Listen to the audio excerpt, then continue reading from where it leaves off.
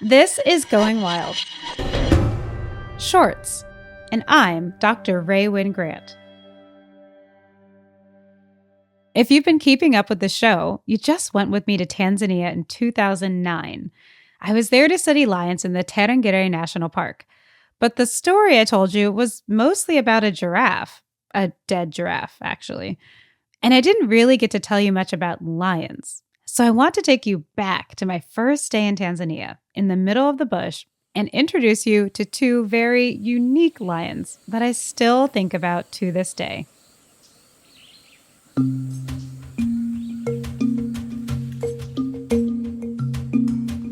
I arrived at the field site, and unlike many of my experiences and many of my projects, we got straight into the field, quite literally the next day. All of us piled into the car, 5 of us that day, which means that we were really, really cramped. We tracked the location of lions by using radio telemetry. One of the lions in the pride has to have a radio collar around her neck. And we had to have an antenna that someone, the lucky person each day, would hold out the window and kind of turn at different angles in order to try to pick up a radio signal, which sounded just like a very faint beep. And the beep would get louder and louder as we got closer and closer to the lion with the radio collar on her.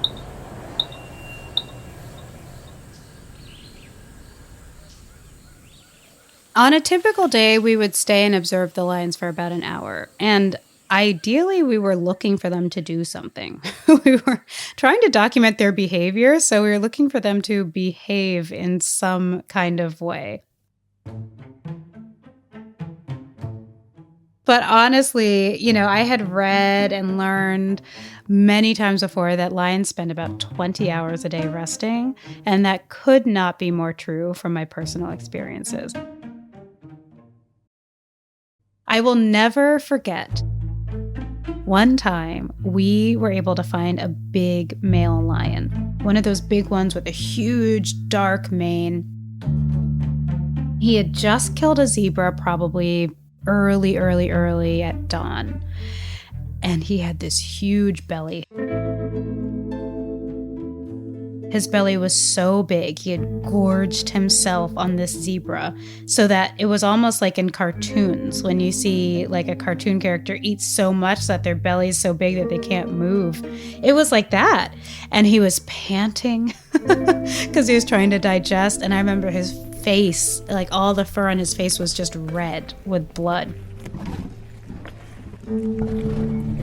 It was amazing.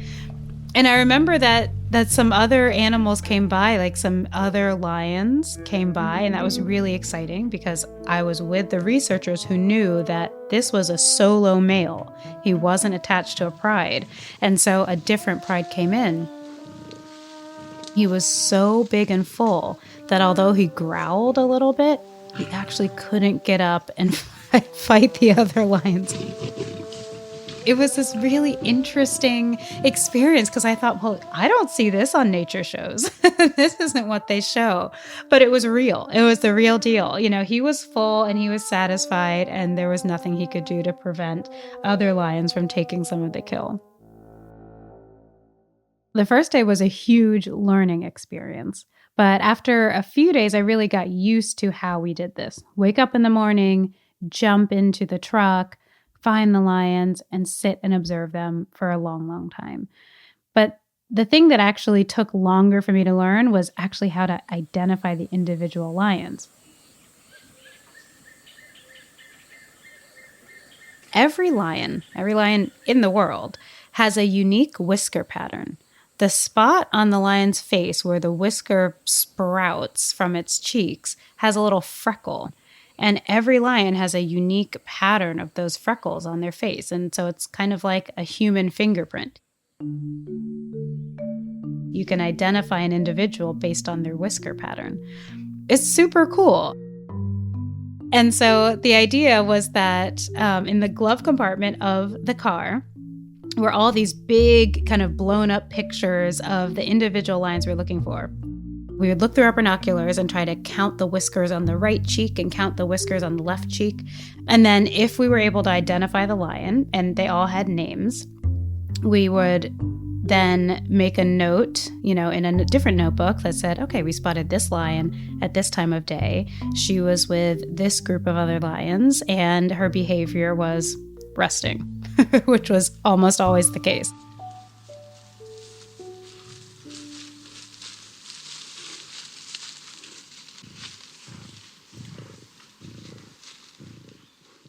We would also note, from what we could tell through our binoculars, the body condition of the lion. And there was this scale of 1 to 4.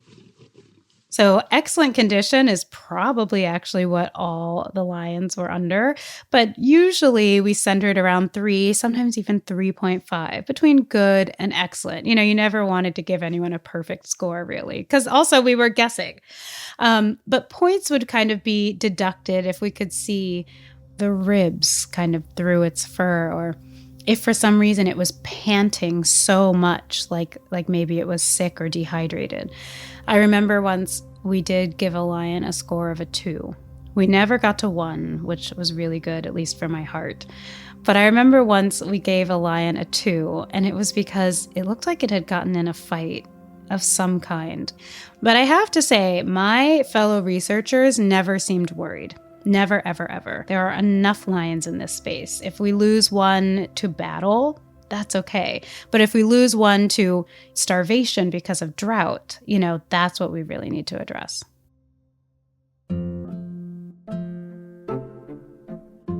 Over the summer, we mostly focused on 3 prides of lions, and that was a total of, maybe 20 or 25 animals. So a really good number. And most of them had already been named, and they had names like Mary and Edith and Joseph. And I met lions that were named Kupenda, and I met lions that were named, C39. All the lions were named by the researchers that were studying them, and their names varied from really creative to super boring, just depending on the personality of the researcher. I definitely did not think going into this that I would ever have the opportunity to name one of these lions, so it was a total shock when I was given the chance. Someone from the local Maasai community, close to where our field station was, came to me. I mean, they came like walking, maybe a day's walk, all the way to the field station, and they came with news. And they thought that they were giving me news that one of my family members had died. My full name is Ray Jackson Wingrant. Jackson is my middle name, and it's because it's my grandmother's maiden name. There's no relation to the famous Jackson family. But the Maasai village didn't know that. So when this person from the community came over, they were really, really concerned. Michael Jacksoni. That's how the person pronounced Michael Jackson's name. Michael Jacksoni. He was dead. And, if any of us remember back then, it was super unexpected. He was even preparing for another world tour. And I was actually pretty destroyed. It kind of was like one of my family members had passed away, because I had been such a huge fan of Michael Jackson since I was a little kid. This was before I knew a lot about the problematic things related to Michael Jackson. This was 2009. And so for me, he was such a hero. And I was very emotional. My team did not see me cry except for when I got the news of Michael Jackson's passing.